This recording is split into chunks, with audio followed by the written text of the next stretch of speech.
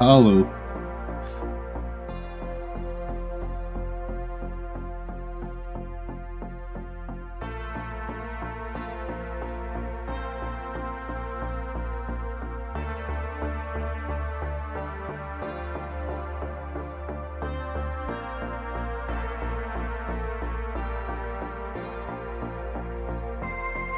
What's happening? Hello guys. Good evening. How's everyone doing today?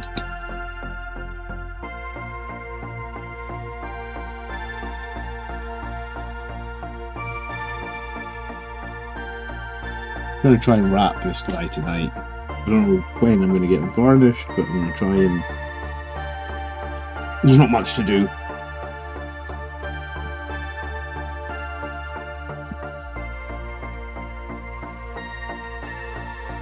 Was that your six gladiator commissions finished, Mike?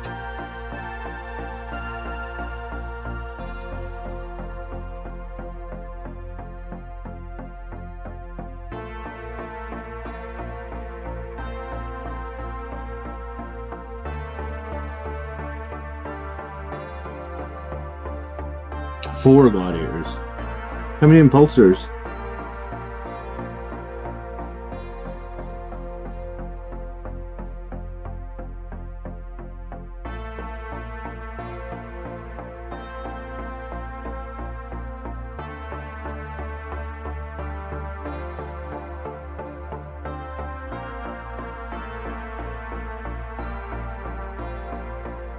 Expect Nurgle commissions. Death Guard are going to be nasty. My Saturday's been okay. We've been pretty chill today. Yeah, it's really going to depend, Death Guard and World Eaters, on what points cost stuff gets. Because right now, stuff definitely... If the points costs for some of those stuff are accurate, they're going to be nasty.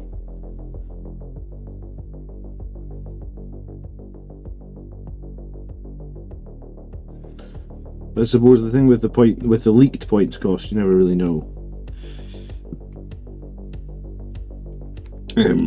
Apparently the Hellbrutes for World Eaters are 120. If that's the case, they are super broken. But I don't know.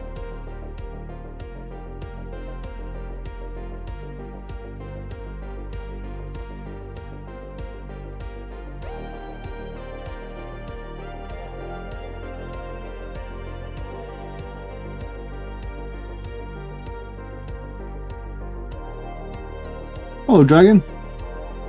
When was the last time you did an on Blood Angels commission, Mike?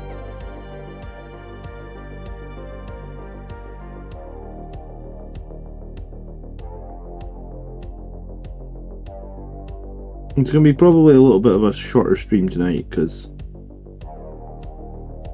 probably going to have to go spend some time with the wife tonight, so maybe just like an hour or two.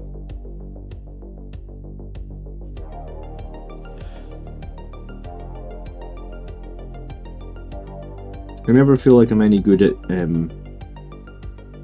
doing lightning on weapons or lightning effects on power weapons. Not something I feel like I'm good at, so I'm just winging it right now.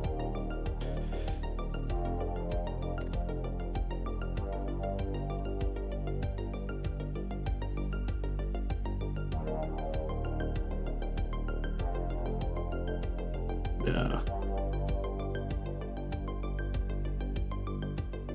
I always end up having to come back and tidy it up, which is exactly what I'm going to have to do here.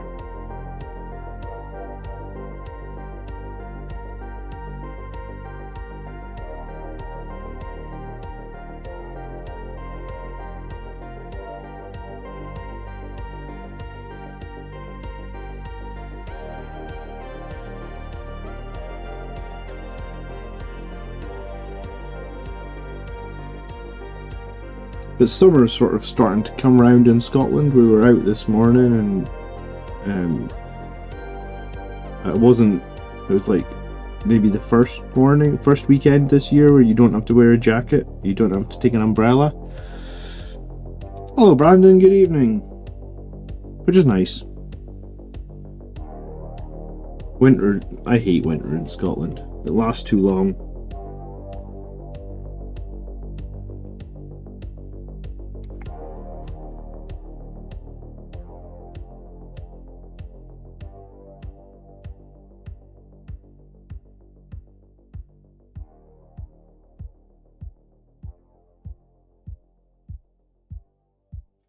So, it was nice. It was nice. Evening, Thrillwood. Evening, Stephen. How you doing? Robert says, I'd use some transparent medium. It's like painting on easy mode for things that you're struggling with. Explain, Robert. Explain yourself. What do you mean, transparent? I mean, I've got some Lamy and medium.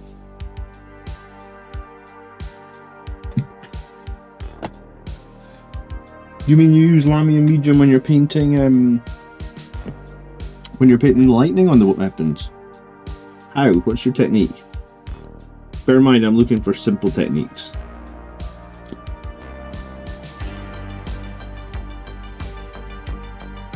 I saw the Scalpers are out in force this morning, though, eh? Those Death Guard releases are on eBay for like 2.5 times the cost. What a joke, man. I wish Games Workshop... I saw Valrak was talking about it. I wish that Games Workshop would put in some sort of system where the scalpers can't just buy all the new releases and scalp them at stupid money. It's so dumb. I hate it. Absolutely hate it. I think they could do it pretty easily, right?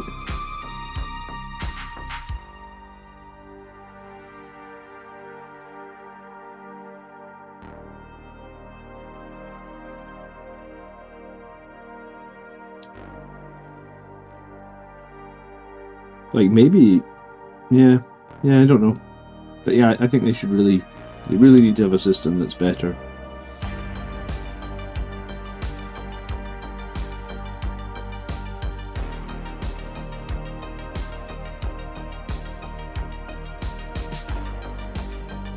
I mean, I'll maybe get the new Death Guard on the channel this Wednesday, dude. But I don't know if we'll have all the points and the rules fully.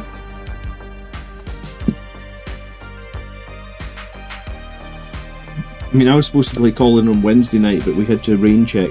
Well, we didn't have to rain check, but Colin was feeling ill and I didn't want to catch the flu, so we rain checked till this week.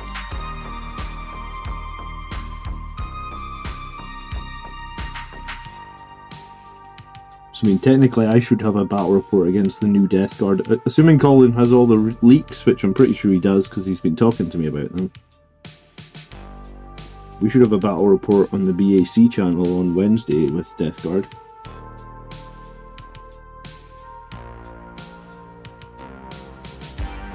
Auspex has all the points. I don't know, man, because those the points that everybody has been sharing are wildly crazy.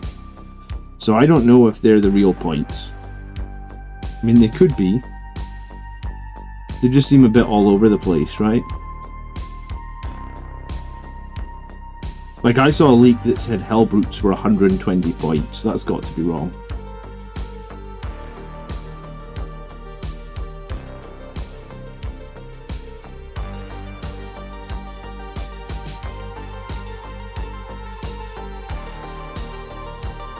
Thoughts on adding Canis Rex to a Blood Angels list? I think it's totally fine. I mean, I think it's not a bad idea to add a big knight to a Blood Angels list. Just put quite a lot of your eggs into one basket if you add a big knight. I mean, that's the negative part of adding the big knight, right? Like, a lot of your eggs are essentially in a single basket. When the knight dies, and he probably inevitably will die, it hurts quite a lot, right? It's like if you have a Land Raider, right? If you play a game with a Land Raider and the Land Raider dies, you're like, oh my god, I just lost so many points. Well, just a knight's double that, right? But I mean, in terms of what the knight can bring, yeah, sure, he brings a lot.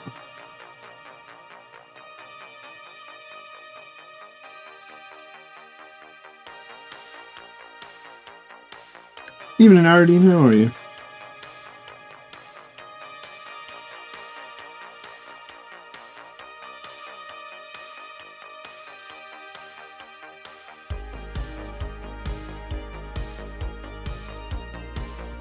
So, I mean, maybe we'll have maybe we'll have the new Death Guard with all the correct points on the channel this week. But like, what wings are those? It's Crimson Lord wings. Speaking of, you know, like I've got a raffle actually going on right now, dude, where you can win, these rings, wings. I'm gonna link you my raffle because now you've asked. I mean, you haven't asked, but if you like those wings, you literally have a chance of winning them. It costs $1.30 to enter the raffle. Or like if you're in the UK, it's £1. You put it in the what's the name of the music I'm listening to? It's by White Bat Audio. And it's called 80s Action Movie Playlist.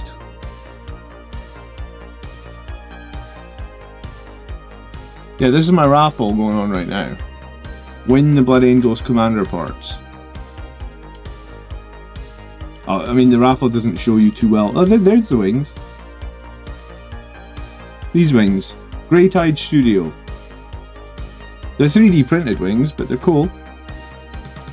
I'll put a link to the raffle in the chat. If you haven't bought a raffle ticket, I mean, you should, you know, and you want the rings. I keep saying rings. Why rings? Wings. If you want the wings, you could. Well, if you just want to buy them, Grey Tide Studio is where you're looking for. If you want a chance of winning them all for like just over $1, and then 95% of the money is going to children's charity as well. So like it's a win-win there. If you win it, great, and then the children's charity get a lot of money. So I'm trying to raise $1,000 for the St. Jude's Hospital.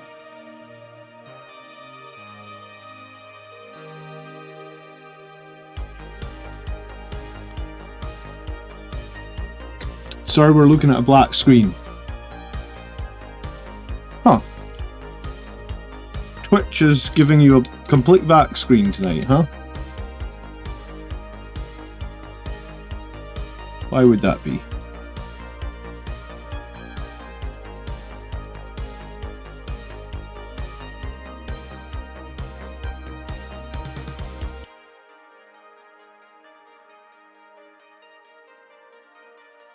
I have no idea why Twitch is. It doesn't actually look like Twitch is that I'm live on Twitch, which is strange. I guess Restream is not working tonight.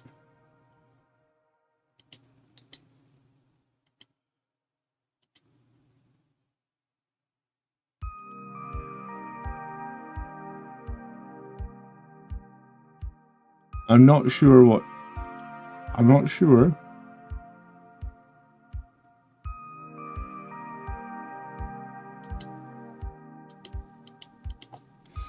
If you're not managing to get on Twitch, then I guess you have to come and join me on YouTube.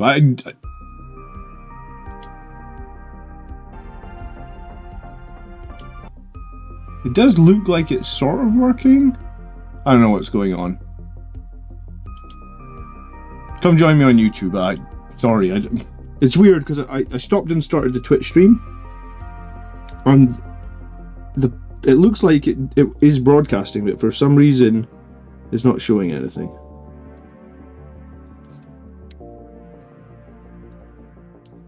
I'm not an expert when it comes to multi-stream, I guess.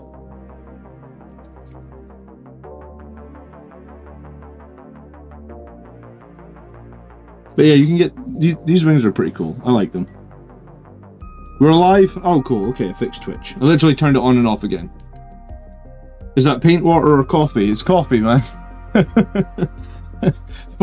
I haven't dipped my brush in it, have I? I hope not, because I'm drinking it.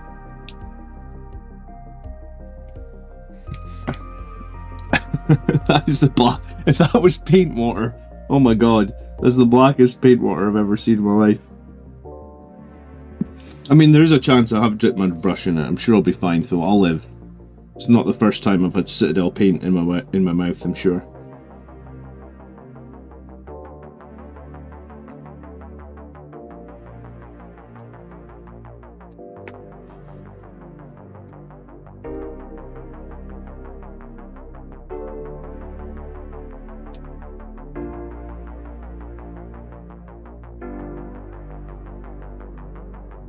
Where on earth is my paint?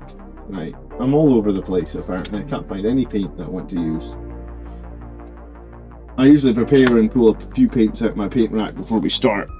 I'm not prepared. You are not prepared.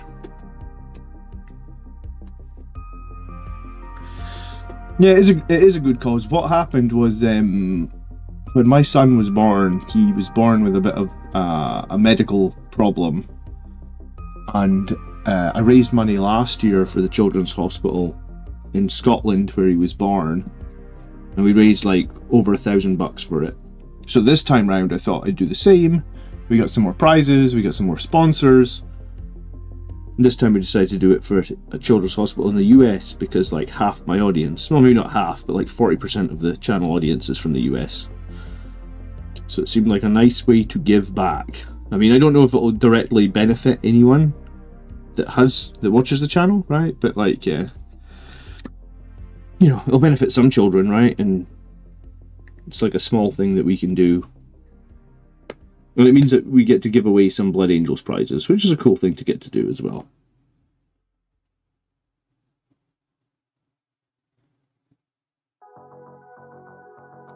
Plus a bunch of people did super chats where they were like, get some raffle prizes. So that helped too, you know. I was probably going to do it anyway, but the super chats are always nice.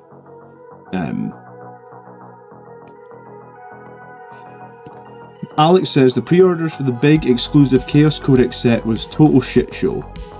The pair were 300 online and not 750 on eBay. Good job, GW. Yeah, I don't know why they don't have some sort of system, Alex, where they can tell if people are like regular purchasers or regular 40k players, and they couldn't give them some sort of priority in the queue or something, so that we don't get this situation that we've got at the moment where the scalping is just through the roof. I think Valrak made a video before where he was basically saying there's like organised groups now that know that Games Workshop books sell really well and know that some of these limited releases sell really well. Just like people that know nothing about Warhammer are just trying to make a quick buck.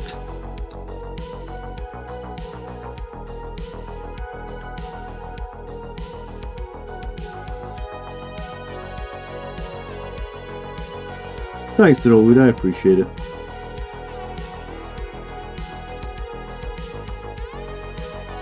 Yeah, so I'll do something pretty simple for the lightning. I mean, it's not perfect lightning by any shape of the imagination, but simple enough and it works for me, I guess.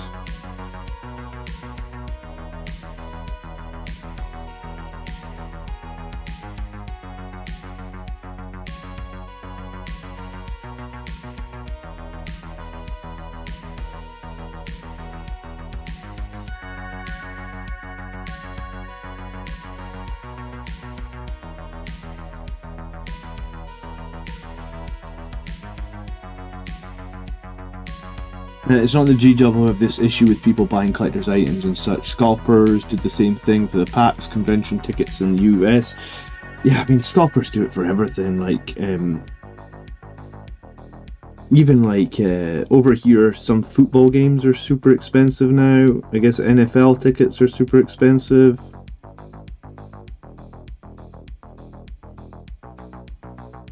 Just seems someone's always there ready to profit on someone else's need, right? In fact, people are doing it now on just movies, like 4K movies in steelbooks are also getting scalped pretty badly, because I bought I think I was talking about it the other night. I talked about how I really liked that Dune movie, the first one, and I wanted to get the second movie, and I'd got the first one on like the 4K steelbook. And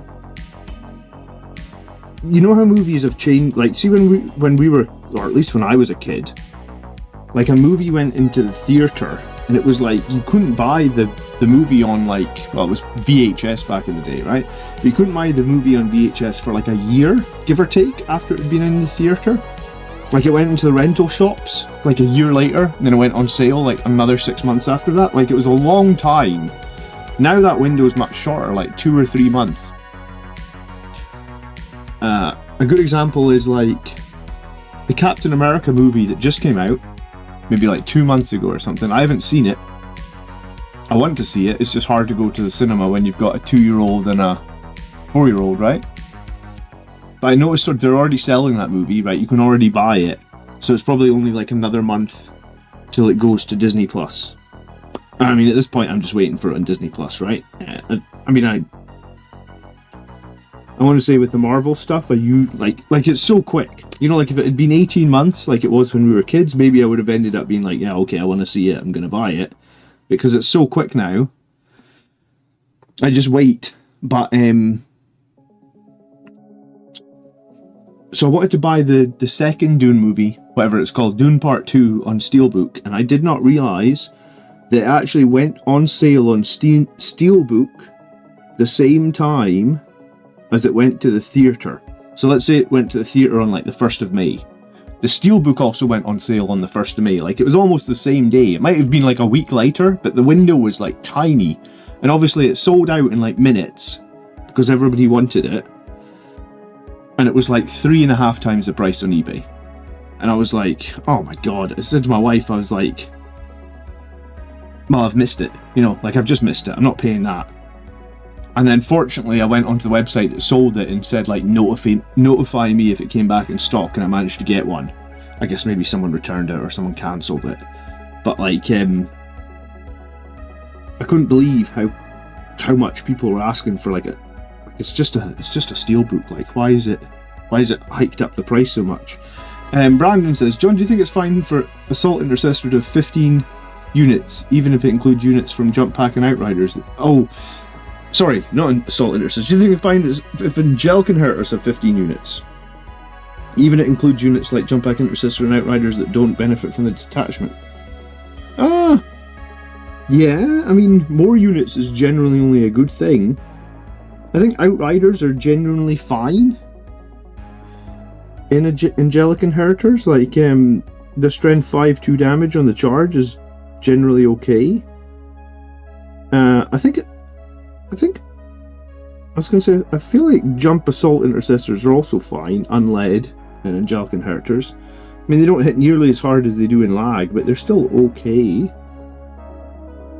But yeah, the more unique units you have, the better, really, in terms of being able to score points, right?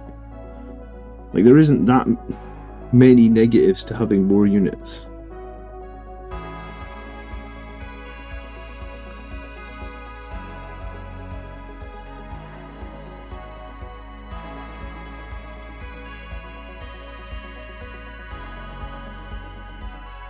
So yeah, people are just scalping everything now. It's ridiculous.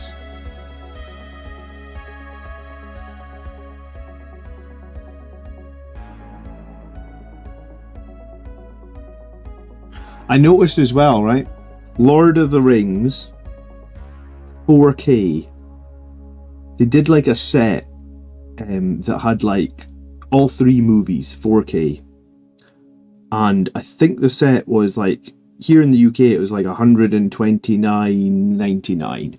So I guess in dollars that's probably like $175 or something for all 3 movies on 4K. And I guess that's like 6 discs, because I think each movie is split across like 2 discs, because that movie is like really long.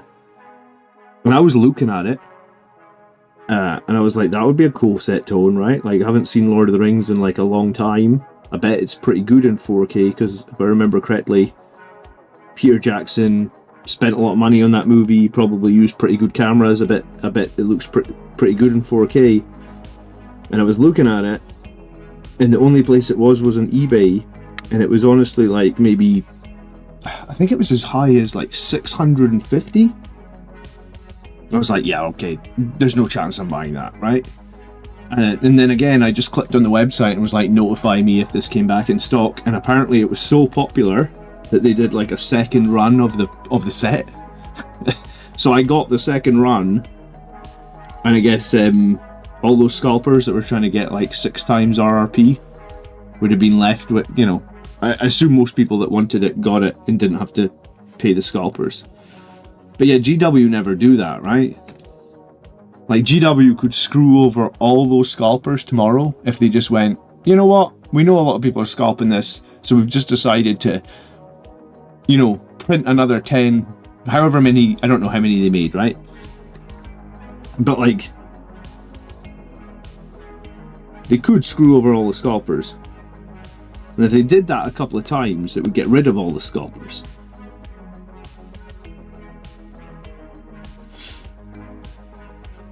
Flood the market. Well, exactly. How good would it be if they just gave it to the, you know, give them scalpers one, man.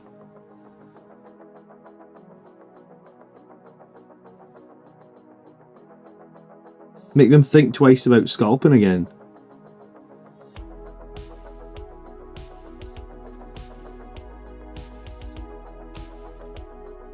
They did it with the death in the end. Well, sorry, the end in the death. Yes, they did it. They did it one time, but they need to do it multiple times, right?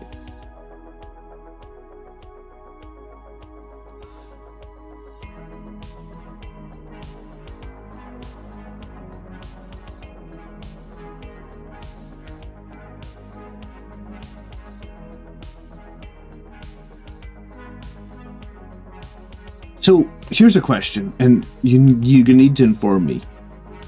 How do they know if it's a scalper or not buying them? Because like they buy multiple to the same address, or what? Like how do let's just say, for example, I decided tomorrow that, or I decided yesterday, I guess, that I was going to buy the Death Guard book. Right? I'm not a Death Guard player. How would they know that I'm a scalper? Like, I don't understand how they, you know, like, I get that they cancelled all the pre-orders of those other books, but like, what was the logic? How did they do that? Why? And if they can do that, then why are they not doing it again?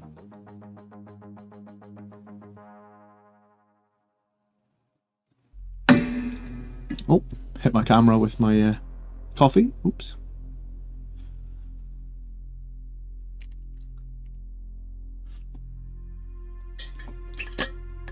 GW, I'm pretty sure, are not scalping their own products.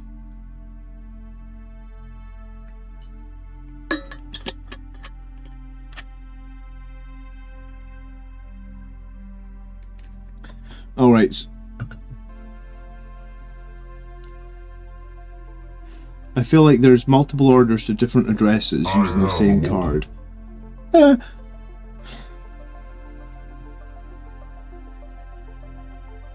Onanada, hello, thank you so much for becoming a member again. I thought you were a member already, dude. Maybe you relapsed and you're back. I appreciate it, dude. Thank you. How are you?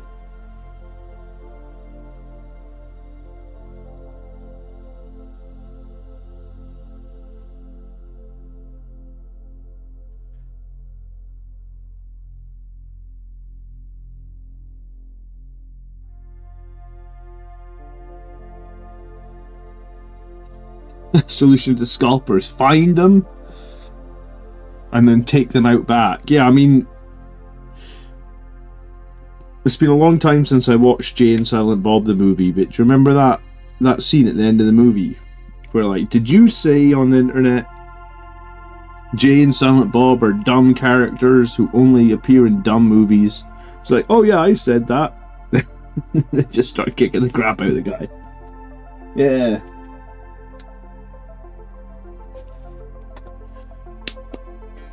Good evening, Scotty. How you doing?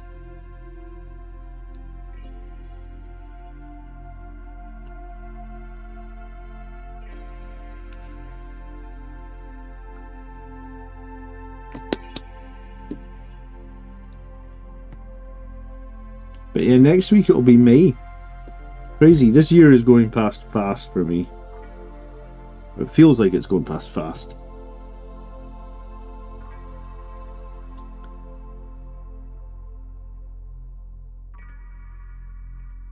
But yeah, I'm hoping that we can get Colin to bring the new Death Guard on the channel maybe Wednesday. So maybe we can see some of the new Death Guard stuff in action on Wednesday, and then... Because I'd like to get at least one practice game before against the new Death Guard, because I'm going to a tournament in May. So I don't want to be going to the tournament. And what's weird about the tournament I'm going to... the actual releases, like the point cost, like the Codex release for Death Guard and World Eaters is literally the day that you have to submit your lists, which is the 10th of May. So like people will be submitting lists on the 10th of May, I guess. Which is crazy considering, you know, like list submission is the day where you have to submit your list for the tournament.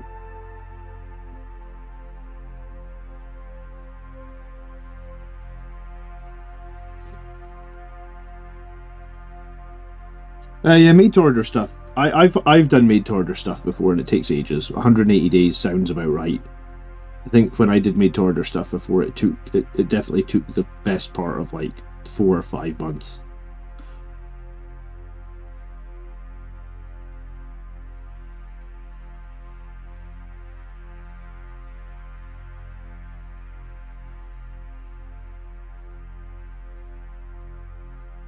Looks like they buffed Mortarion. How are we going to deal with them? I mean, the same way we always deal with them. Hit them with all your las cannons, right? And then charge them with something. Is that not how we're going to deal with them?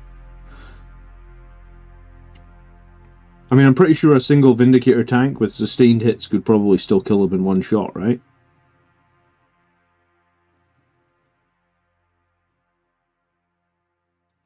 He's pretty hard to hide, Mortarion, because he's pretty giant.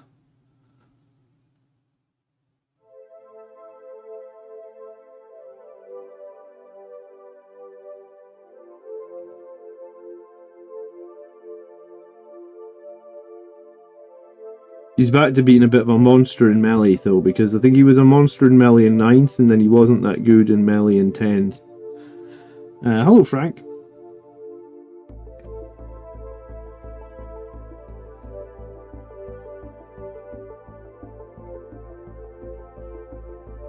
What are you painting today, Frank?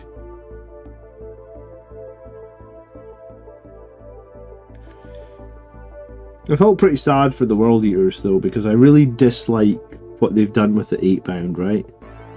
Like, the 8-bound were such a cool, unique unit, and now honestly I feel like they're kind of trash. Like, and I think 8-bound are going to suffer for the problem that we've had for like multiple units this edition, is like, I don't think you fix those 8-bound by changing their points cost. Like, I think their rules just suck.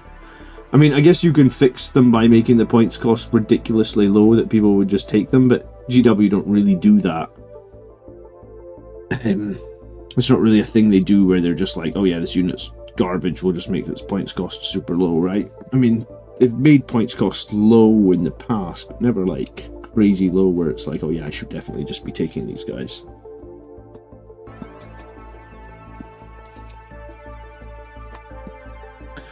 I need a brush with a super fine point. That's what I need.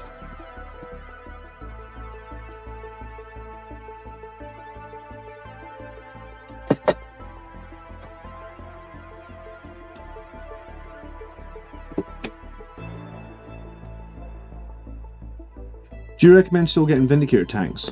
Or should I focus on Primaris scale vehicles? I think it's risky to buy Vindicator tanks. I mean, I think it's risky to buy anything that's firstborn. I really wish Games Workshop would just come out and tell us, realistically, what firstborn stuff is going to stay and what's going to get legendsed. Because I think like this whole edition, I just haven't been buying firstborn stuff. It's just too risky for me.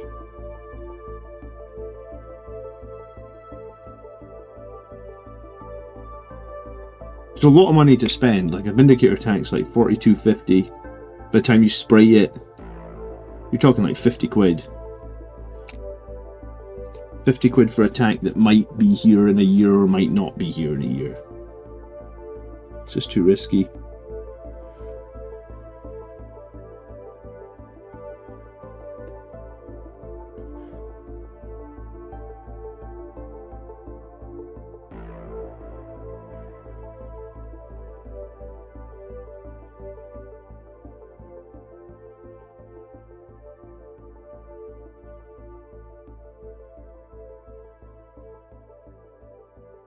Yeah, I mean, so I think I would buy the Primaris stuff, honestly.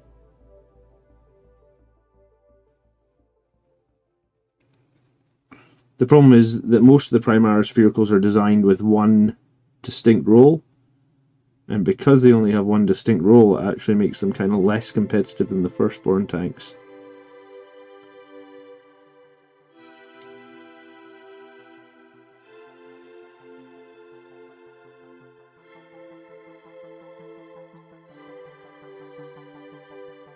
Oh, dude, they'll sell things up until 2 minutes before they go Legends. I think that's the most annoying thing. And I think the stores sometimes will even have models that are Legends still on their shelves. Because I saw a post on Reddit, I'm trying to think exactly when this post was. Like, it wasn't a long time ago. Let's say, like, within the last 3 months, I saw a post on Reddit of somebody that had gone out, like a new player, and they'd bought two of, you know, the old kit, you know, the Blood Angels kit that had the two Dreadnought. It was like the Furioso Dreadnought kit that made the Death Company Dreadnought, it made the Furioso Dreadnought, and it made the Librarian Dreadnought. I saw someone that had gone to a GW store, bought two of those Dreadnoughts, took them home, made them. They hadn't bought the new Blood Angels Codex yet, I guess because they're a new player and they're just starting out, and they were like, where are these two Dreadnoughts that I've just bought in the Codex? I was like, dude, they've already been Legends. Like, why the hell are they still on the shelf in some random ass store? I was like, what? You know, you're trying to get people into the hobby. What a negative experience that person just had, right? Like, it couldn't be more negative. They just spent $100. They're brand new, and they're $100. Actually, they're not. They can't use it. It's dead. And like, they were on Reddit asking like, what do I do? How do I play these vehicles? And, like, you can't.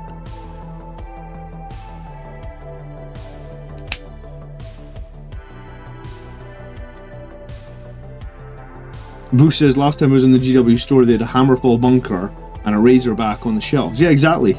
So some poor person, not like money poor, but some unfortunate person, I guess, is going to come along and buy those and then realize that, like, oh my god, I can't even use these, and or a parent's going to buy them for a kid, because that's what happens too, right?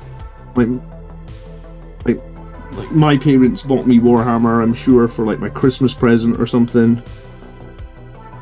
So the parent's going to come along and buy these for the kid, and then the kid's going to be like, oh cool, open them on Christmas Day and build them, to find out that actually they don't have any rules and you can't use them at all.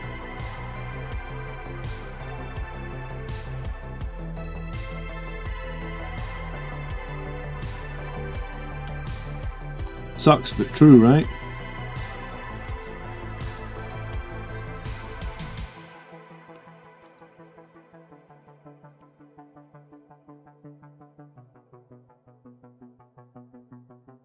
God, the little sanguineous text on this shoulder pad is so awkward and small, you know that? I've got my magnifying glass here and I still struggle to see this, honestly.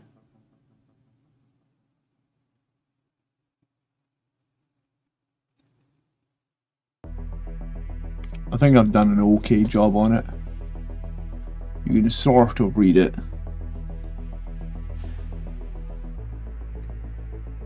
Let's get a glaze. Let's get a glaze on this, on these weapons. That's my next task.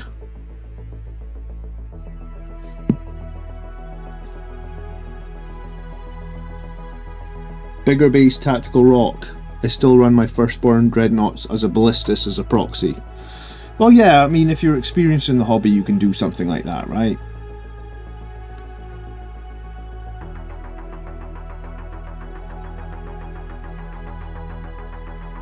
I went to price a brand new 2000 point Blood Angels army. It was like £1,200 from GW. How do they expect to get new players? Then they sell them stuff that's not legal to play. Yeah, it's a tough one, man. It's why I haven't upgraded a ton of my stuff, right? Like, I'm still using Firstborn Death Company. I'm still using Firstborn Sangry Guard. I am not made of money. And I didn't think the new models were good enough to justify me throwing away years of work.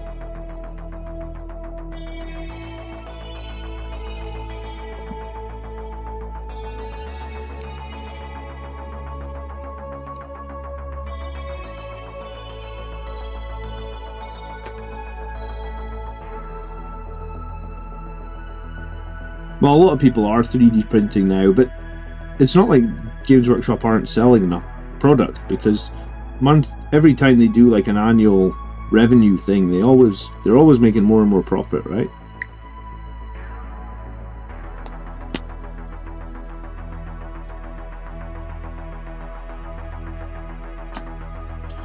I don't know. I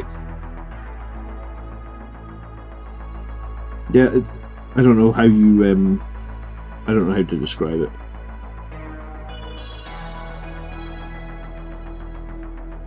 But yeah, there's definitely bad experiences to be had out there, I guess, just because.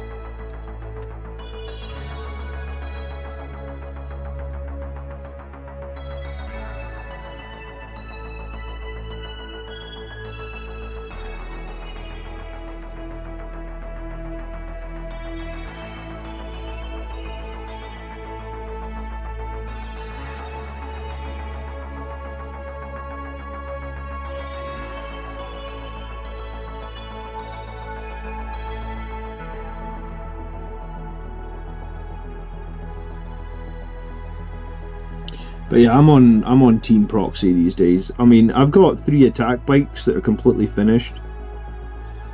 I haven't decided yet. I may just get bases, like 3D printed bases, for the size of Invader ATVs and stick them to the 3D printed bases. I'm not entirely sure.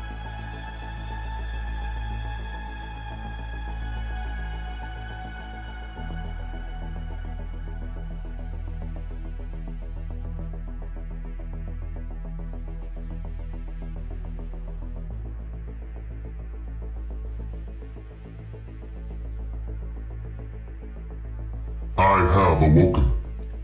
I have awoken. Thank you so much for subscribing, Magna.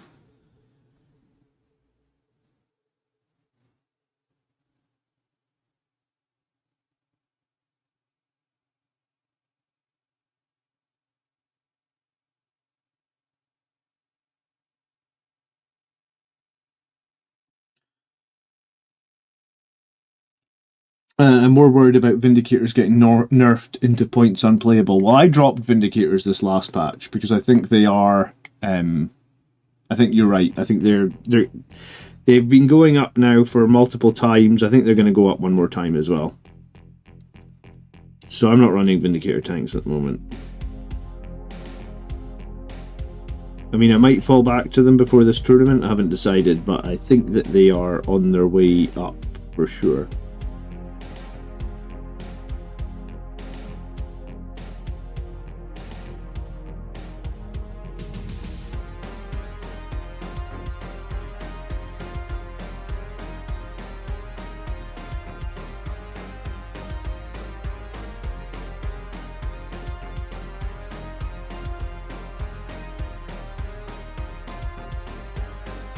Linus says, I'm risking it. I bought 2 Vindicator tanks because if we think about it, if I wait a year and the Vindicator does not go to Legends, then I lost a whole year playing that tank. Yeah, but the other side is that you maybe only get 1 year playing the tank, right?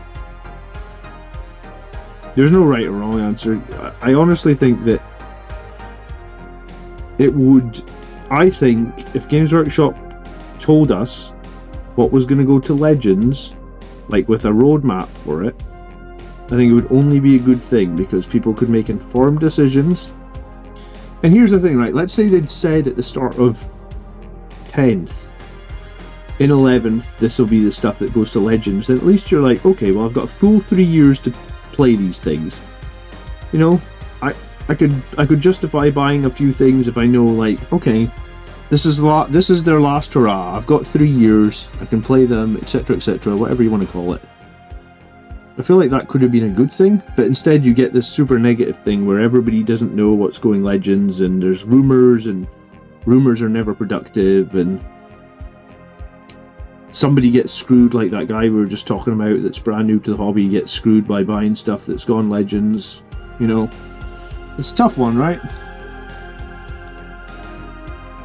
What colour wash would you put on this purple bit?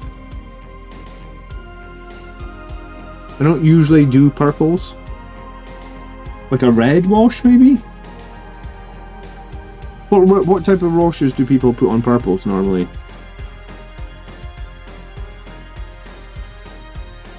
Chat, help me out.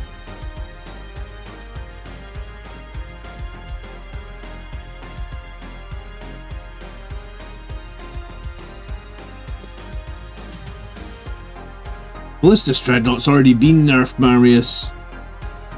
Maybe they only need nerfed in bloody overpowered Ultramarines, huh? They're fine for everybody else.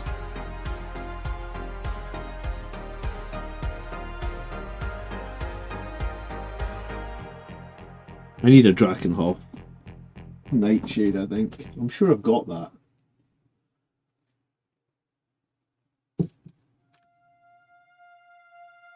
Yeah, I've got Drakenhof Nightshade. Dark red or blue? Does blue work well over purple?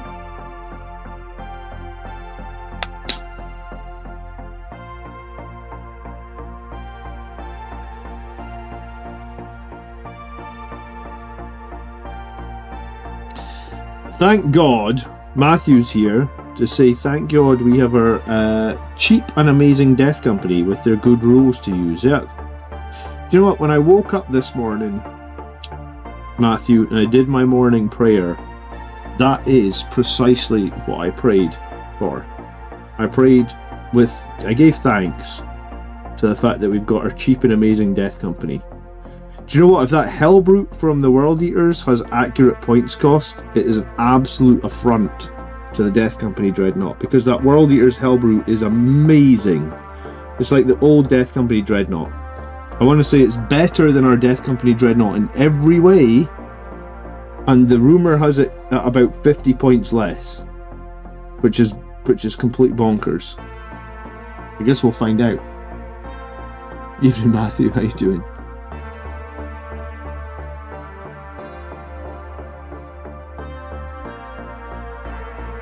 There's nothing wrong with Ballistus Dreadnoughts. I think I've had a Ballistus Dreadnought in every tournament list I've now had. I think in every tournament in 10th edition I've had at least one Ballistus Dreadnought in them.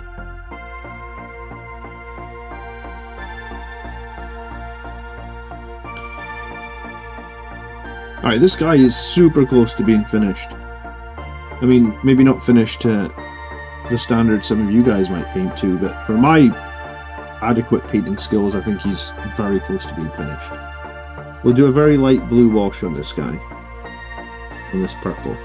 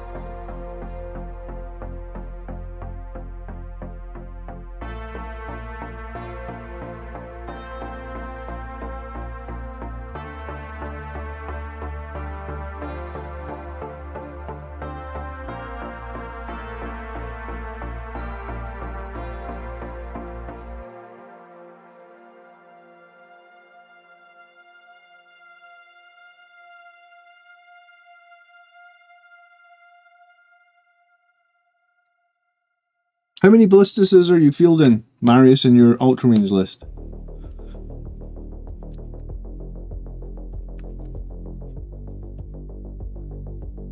GW must want to clear the stock of Hellbrutes. maybe they're trying to clear the stock of Hellbrutes, man. Those Hellbrute rules are bonkers, though.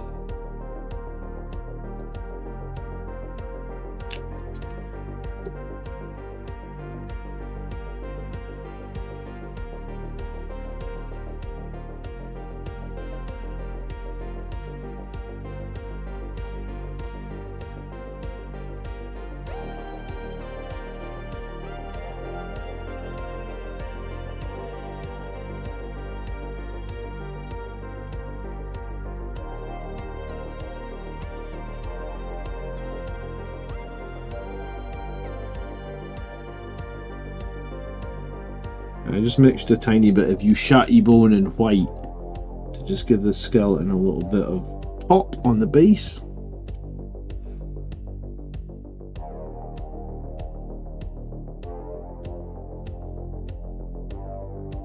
No, it's not a skeleton, is it? It's just a skull, rather.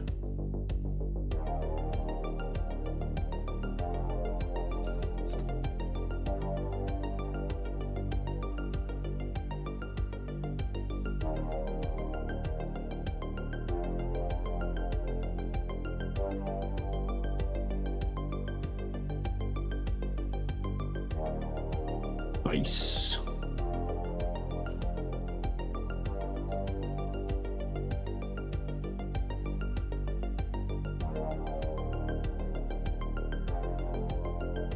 Happy with that, I think.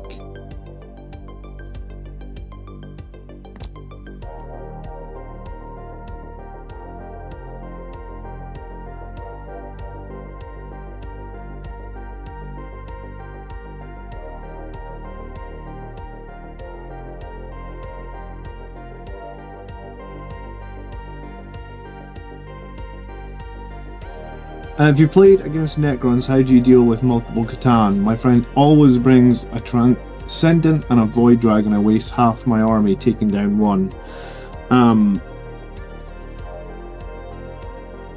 Catan are always a problem, right? I would honestly try and shoot them, because they're going to devastate anything you put into melee with, right? Can you shoot them a bit?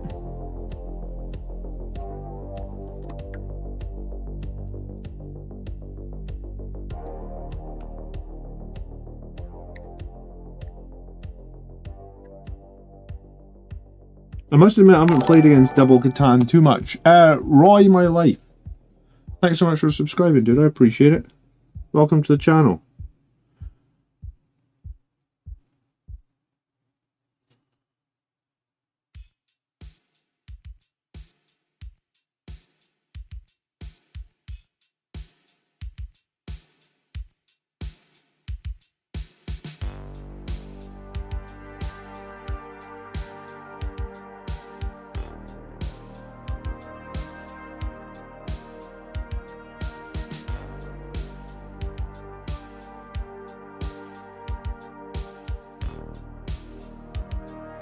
Right, I am so close to calling this guy down, actually.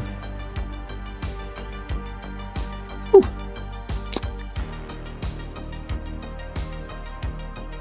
Bladeguard are a fun unit to paint, though.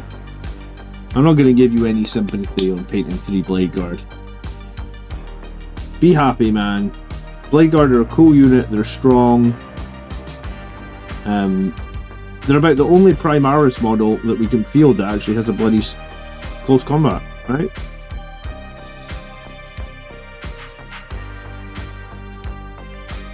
I saw someone won a tournament like last weekend for Blood Angels with 18 Bladeguard. I actually didn't really know anyone that... I didn't know anyone had bought 18 Bladeguard. I have like 10. 18's a bit crazy.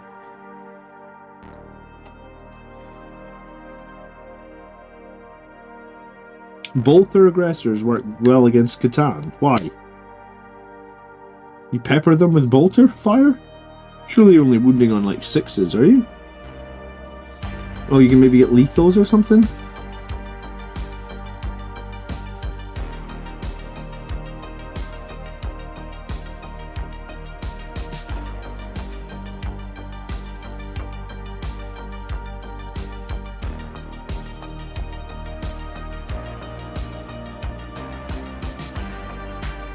Alex, you have 18. Oh, Alex, you're a crazy guy, though. Come on. You've got... What was it? You said you wanted like 100 jump intercessors. Alright, so except Alex with his 18 Bladeguard and 100 jump intercessors. Most of us don't own 18 Bladeguard. Most of us aren't even close to 18 Bladeguard.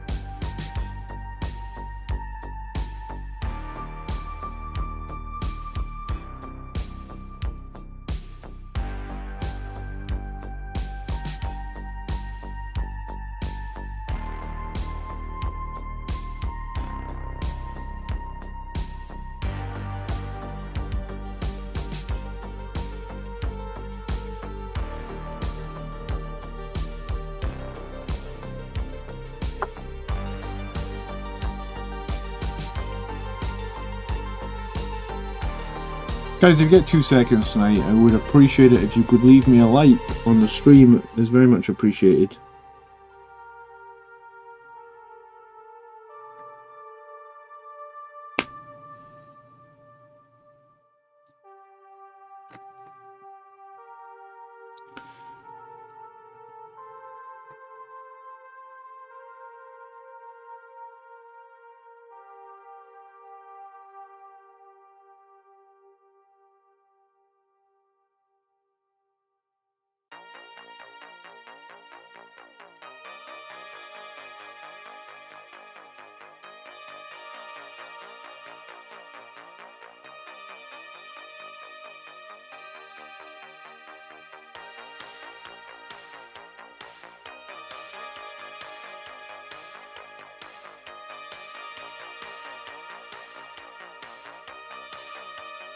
Nine suppressors. Suppressors still don't sell in an individual kit, man. How are you even getting them? You must have spent a boatload of money to get those. Did you?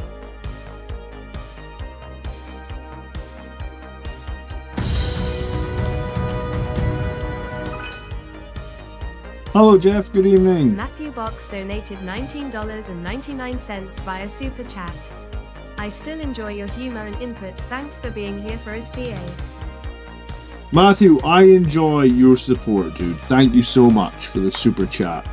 20 bucks nonetheless, dude. It is super appreciated. Thank you very much.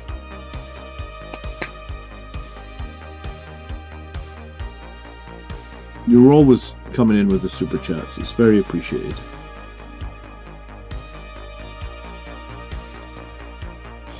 Do you ever get to near the end of a model, and like when you start looking at bits of the model, you're like, oh yeah, I missed that bit. Oh yeah, I missed that bit. Oh yeah, I missed that bit. And you could do that forever, I feel like.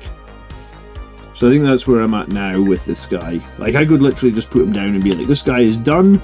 But literally every time I pick him up, I see another bit that I was like, oh yeah, that could be better. That could be better.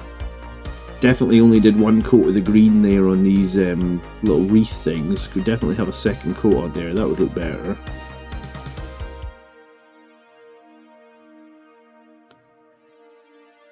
No one's noticing this except yourself, of course. I always get that when I take the pictures to show off. Yeah, that's the worst, when you go to take the pictures afterwards and then you see the imperfections or the things you missed. Didn't you? Definitely been there, VT, 100%.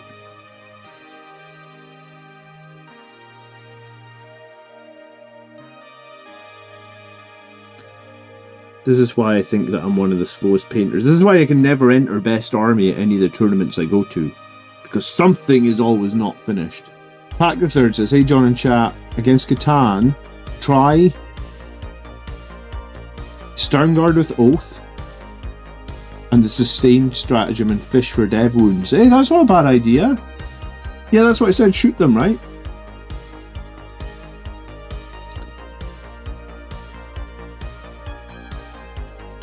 Am I going to Vegas in October?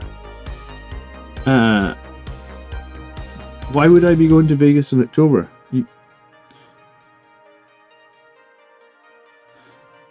I haven't been out of the country since before COVID, I think, man.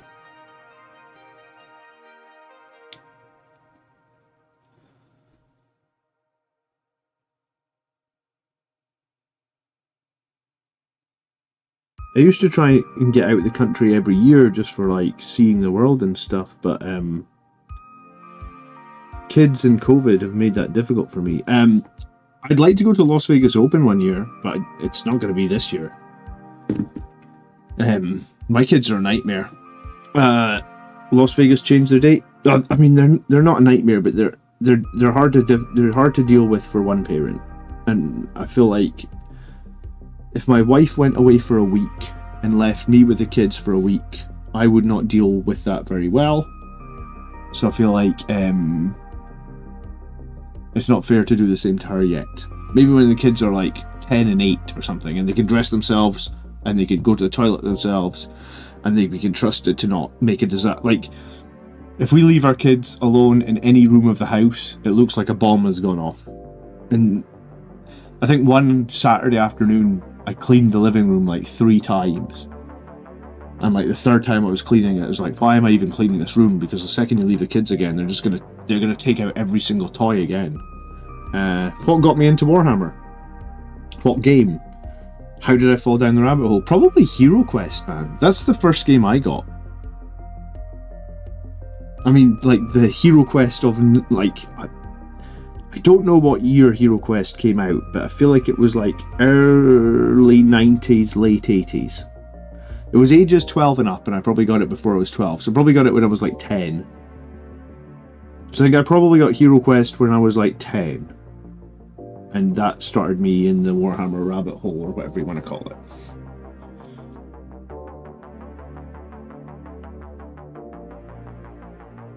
I still like Hero Quest. I also like Space Crusade, but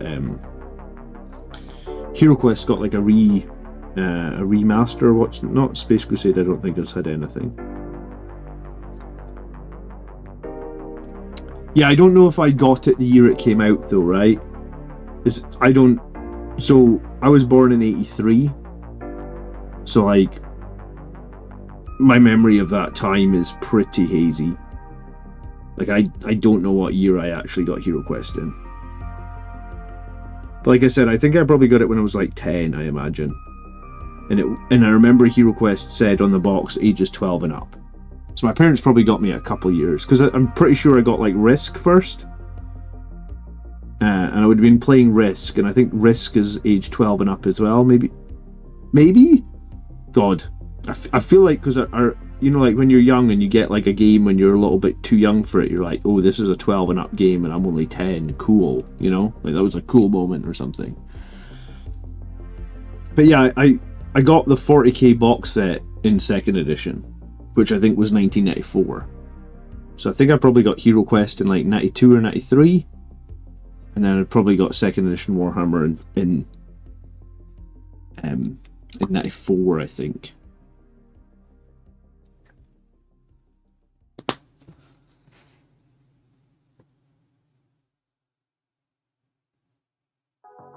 Space Crusade was my first Warhammer. You still got your original Space Crusade, Robert? What a treasure trove that would be if you do.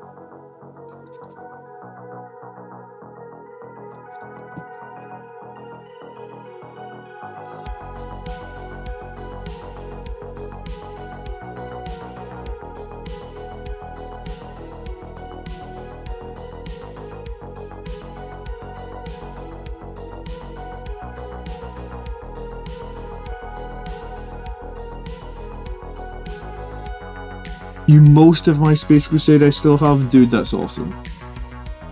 I think my dad sold my Hero Quest at like a car boot sale.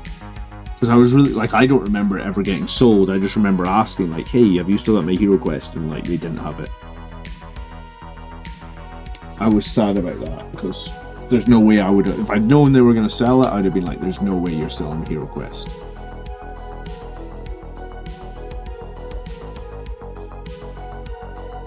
So I bought the re-release, the Kickstarter one, whenever it was, like 2 or 3 years ago. You can see it actually, like it's here behind me, where Hero Quest. I've played it with my kids one time. I need to play it again when they're a little bit older.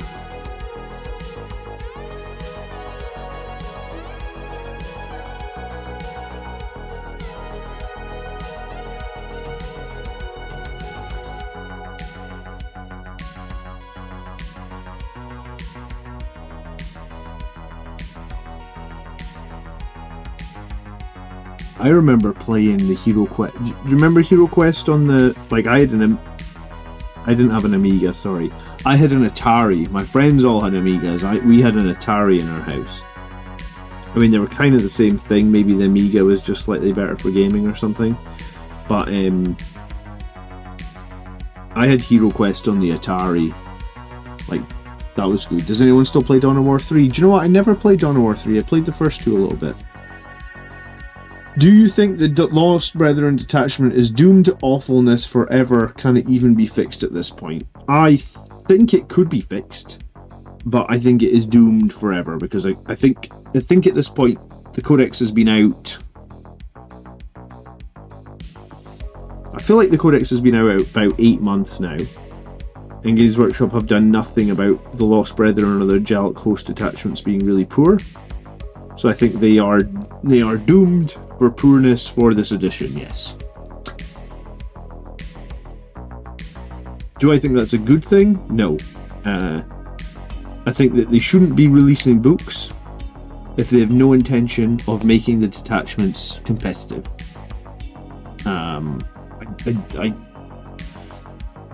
We spent this week going over the World Eaters Codex, right? Because the whole Codex is leaked. And I think there's like 5 detachments in that Codex. There is one good detachment. Unless I'm missing something. You know, there's literally 5 detachments that I would never play, and there's one detachment that I would play. Maybe it's 4 in one, but I guess my point stands that there's one viable detachment in the World Eaters book. So why did they even write the other 5? Like, I'd rather they made it where there was like 2 really viable detachments than write 5 where 4 of them are dog shit. Like, I don't see the point in it. And I think it's a really bad experience, right? Like, you've waited. If you're a World Eaters player, you have waited patiently, or maybe not always patiently, but you've waited somewhat patiently for how long? Well, I mean, the edition's going to be 2 years old in June, right? So you've been waiting for this book for 23 months, and there's only one viable detachment in it. Like, what even is that? It's almost like they just can't. I don't understand. It's almost like the people making the detachments just don't know the armies. Because, like, there's no way that Lost Brethren detachment was ever going to be competitive with the way they'd set it up. And, like, the Angelic Host is kind of the same thing. It's like, alright, Angelic Host is a shooting detachment. What shooting units do Blood Angels have in their Codex? You could argue none. I mean, you could say the Baal Predator is a shooting unit, but it's not really a shooting unit, is it? It's an Overwatch unit. It's a unit with flamers. I wouldn't call the Baal Predator a shooting unit. Yes, it has guns and it shoots, but it isn't, like, per se a shooting unit.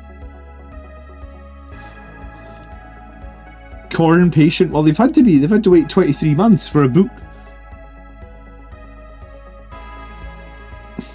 Unless, like, so I don't know if you guys have all read over the Khorne leaks, but I went over the entire book, and I think the only detachment that they have viable is that first one.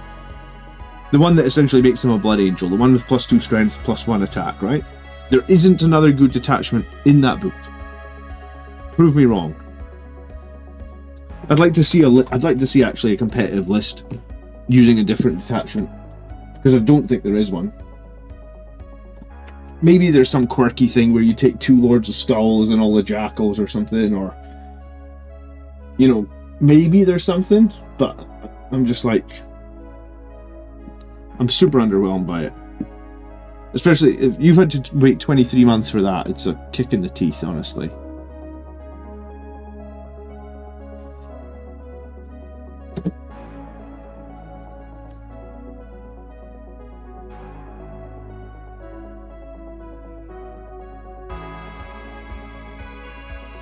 I want my gold paint, and I want some metallic metal paint.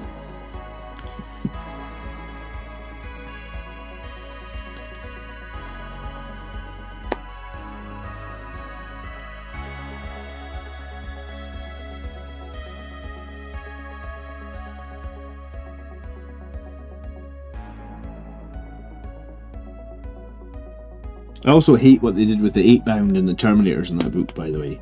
Because I think the 8-bound are absolutely terrible. They've done the same, they've sort of primarisized the 8-bound, right? And also just think that the for whatever reason, the Khorne Terminators are so bad. Like, I guess it's just because we don't have new Chaos Terminator models, they don't want them to have great rules or something. But yeah, I'm like mega underwhelmed with them.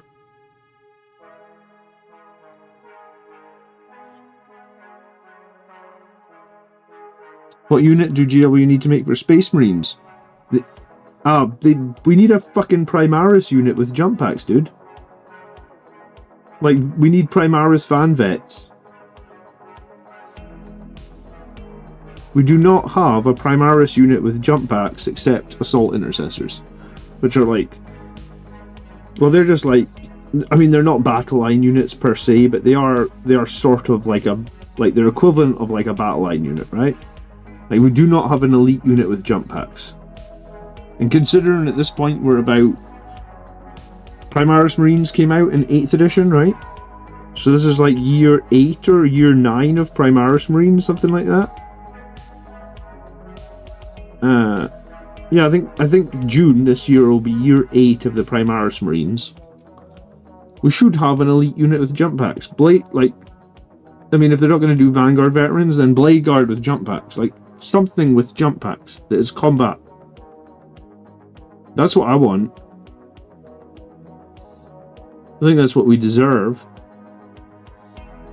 And dare I say, maybe a Primaris tank that has like some good options. You know, like, Gladiators are super one-dimensional. Those Storm Speeders are all one-dimensional. I mean, there's a reason people are playing the Firstborn tanks, right? Because they give options. Most of the Primaris stuff has no options. Like, the Gladiator does one specific thing. Sure, it does it quite well. But I'm not a fan.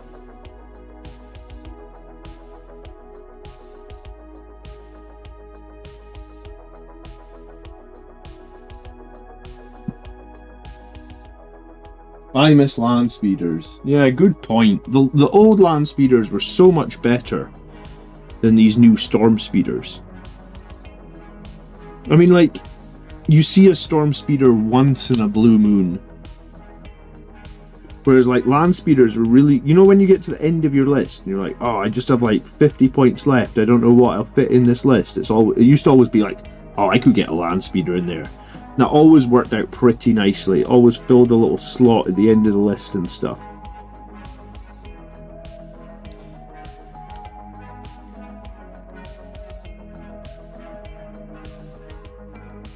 Well, we don't really have the attack bike. We've got the Invader ATV, which I guess is the same thing, but I think the Land Speeder was the better of the two, maybe.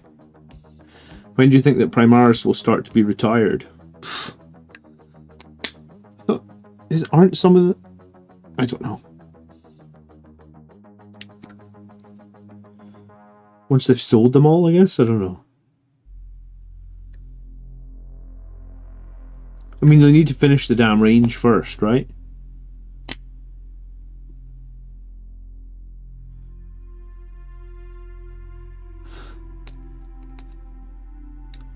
If they make like a new Space Marine that's even bigger than the Primaris Marine, then I'll have my Firstborn Marine on a base extender on another base, and then on a third base or something, so that they're tall enough to be a super Primaris, or whatever the hell we're calling the third version of Marines.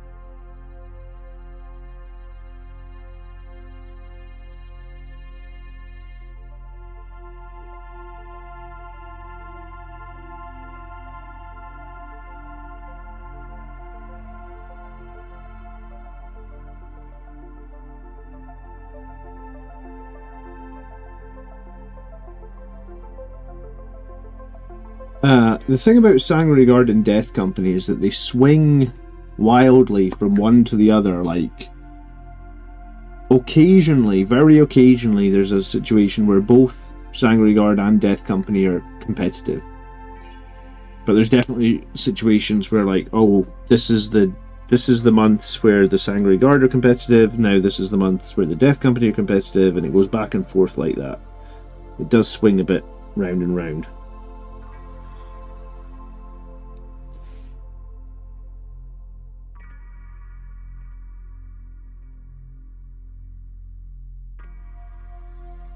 God. I don't know why I'm trying to paint in there. I'm just... No one's ever going to see in there except me with this magnifying glass on it. But yeah, I'm wasting my time and my energy trying to paint in there. That's so dumb. And I got paint on this damn wing that I can't get off now, of course. I'm going to have to cover that with something. Great. That was dumb. I am dumb sometimes.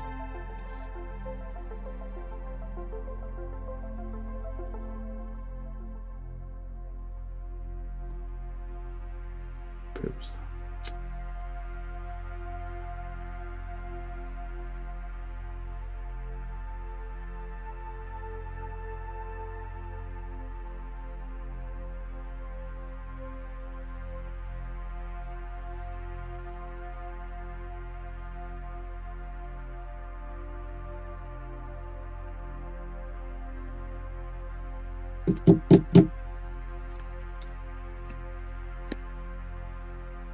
Firstborns,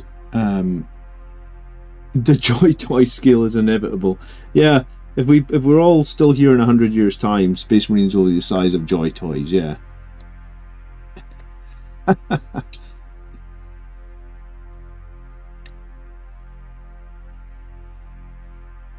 I'm patiently waiting for Assault Terminators. Well, Valrak's been banging on about Assault Terminators this week.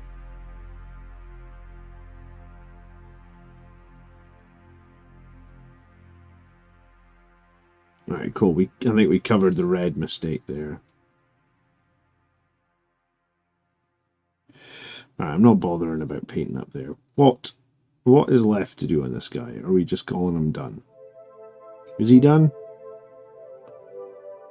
I think I'm calling him done.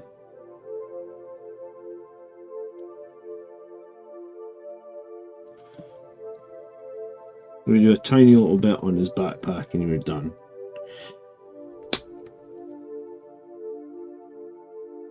A little bit of grey, a little bit of black wash.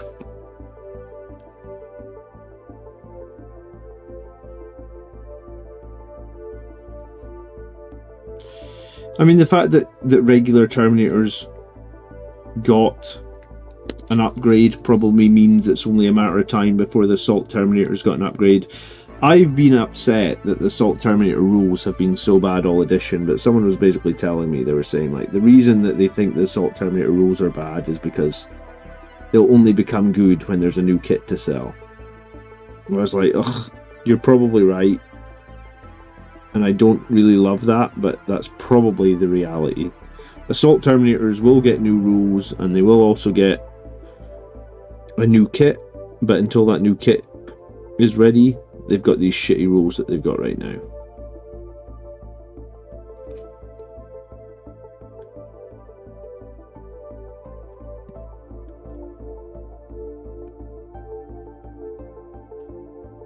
Is it worth to have a Phobos captain? I painted 10 Reavers and I was wondering what to use as a captain. I mean, the Phobos captain is a weird one, right? Because, like, he's more of a sniper and we don't really field snipers, dude. If you want someone to lead your Reavers, you're probably better off with a lieutenant, I think.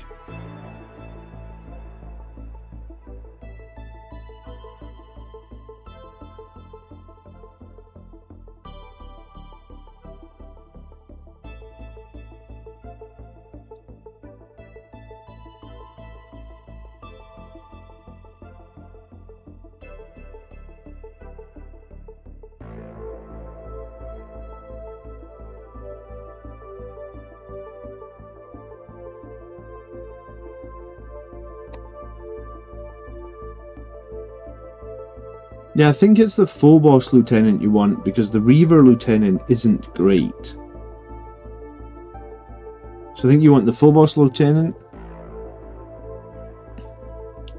What does the full boss librarian let you do again, Robert? I don't remember.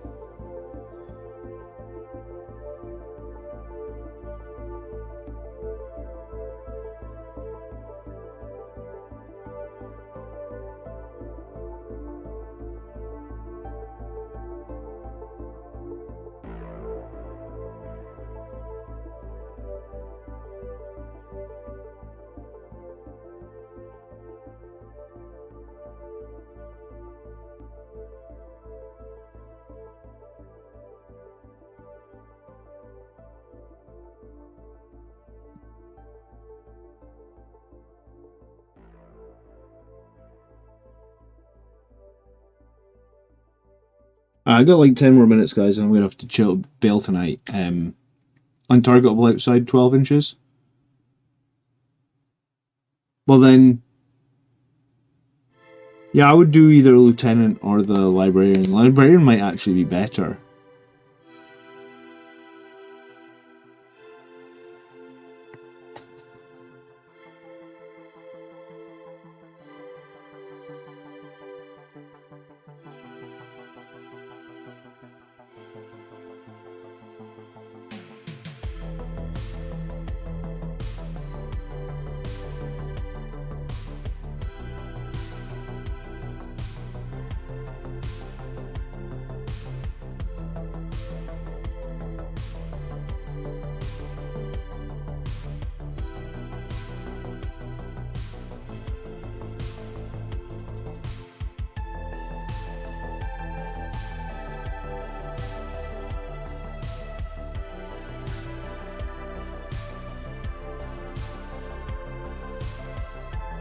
So I think this will be the first character that I have painted with the Crimson Lord wings.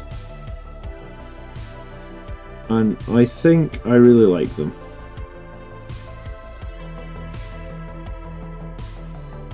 I feel a little sad that GW just didn't give us wings for characters anymore. But I think the Crimson Lord ones have made up for it reasonably well.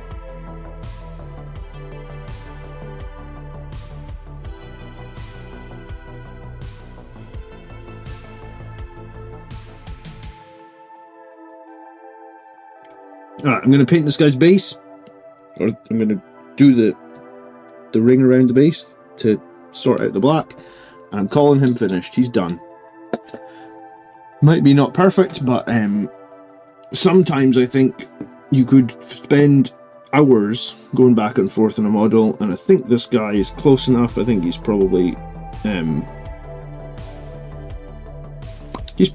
to a reasonable level for me, so I'm going to call him done.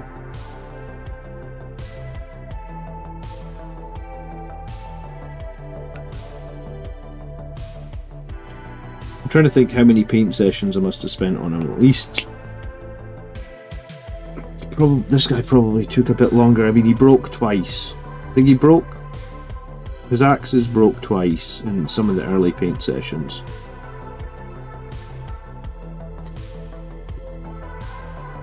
I don't want to really hold him and pull off any of the paint that I just put on him, but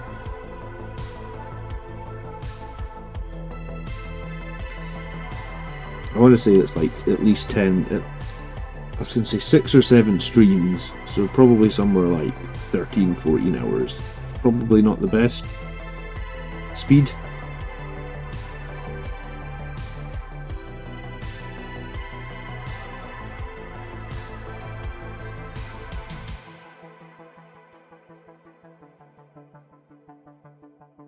He's quite detailed.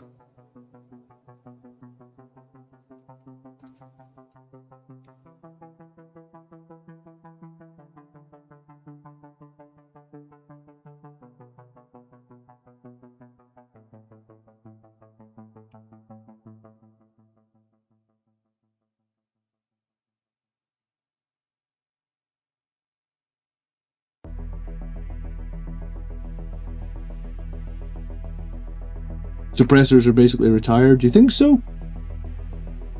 Does he have a name?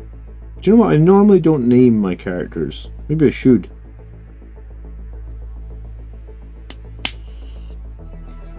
Name them after people that do super chats. Or channel members. How about that? Or maybe we could vote on character names.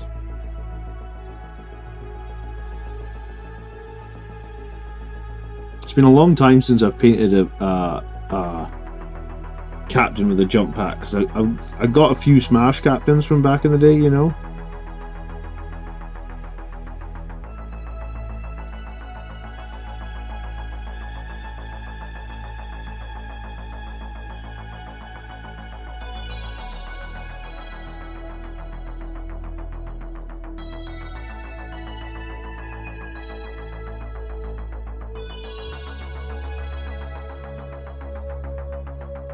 Right, he's done. He is done. That is it. Alex says he spent way too much money to get the suppressors. I can't imagine. I can't imagine spending a lot of money to get suppressors. Yeah, of course. I varnish every finished model. So this guy will get varnished hopefully tomorrow, assuming the weather has low humidity.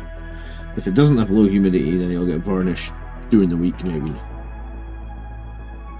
All the music that I play on the channel comes from a YouTube channel called White Bat Audio.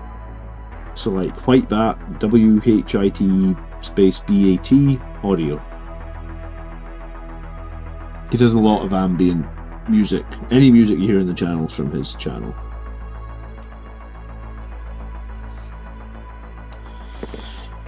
Alright, well I did have my I did have this guy in the thumbnail, so I guess this guy is gonna be he's gonna be up next paint session, I guess.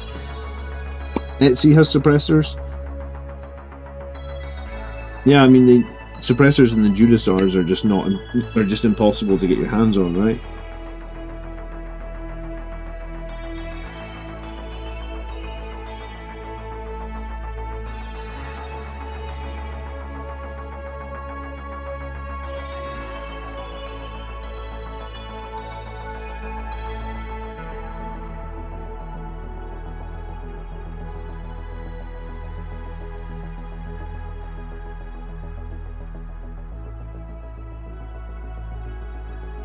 Jay from Ian's of Battle was 3D printing names of his channel members to attach to the bases. That's kind of cute.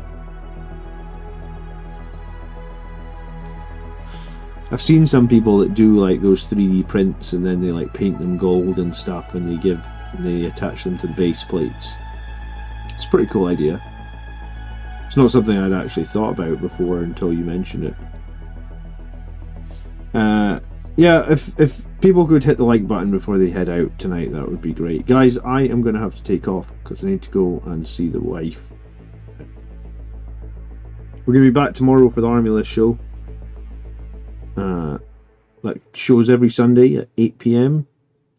So hopefully I'll see some of you guys tomorrow night, 8 PM. We'll go over Army Lists. If you want to submit an Army List for the show, you can do that. You just drop your Army List into the comment section of last week's Army Show YouTube video. Which units, if any, would you run as a 10-man brick? Jump Assault Intercessors. I'd run 10 Jump Assault Intercessors with a Chaplain, because it's 235 points. I'd probably only run it in Liberator Assault Group, because I don't think it's very good in Angelic Inheritors. But I think in Liberator Assault Group, I think 10 Jump Intercessors with a Chaplain is probably the best way to run 10-man unit, because it's cheap as I want to say it's cheap as crap, but it is pretty cheap. 235 points. I think I don't like playing 10-man bricks when you're talking 350, 400 points. I think that's super hard to play, because they get targeted and they get killed. And it's much harder to hide a 10-man unit than it is to hide a 5-man unit, right? And then everything gets blasted against them, and you know, it's just generally a bad idea, or it's just generally more difficult to play.